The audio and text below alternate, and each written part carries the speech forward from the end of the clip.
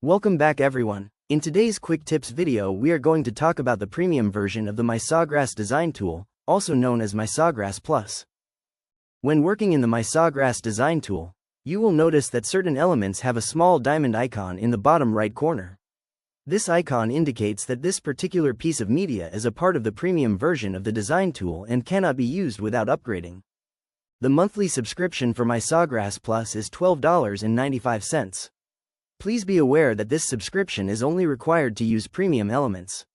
Access to the standard version of the program is available for no cost. If you attempt to use premium elements without subscribing, an upgrade button will appear in the top right corner of the program.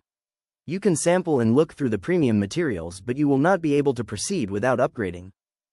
One other benefit to upgrading to MySawgrass Plus is that you unlock the ability to upload your own personal fonts into the program. Please keep in mind that this is the only premium tool. All other tools are available without upgrading. If you are interested in upgrading to MySawgrass Plus, you can do so within the design program, or you can manage your subscription underneath the billing and payments section of your MySawgrass profile. This subscription is monthly and you can cancel or renew your subscription at any time. That is all for today. See you next time.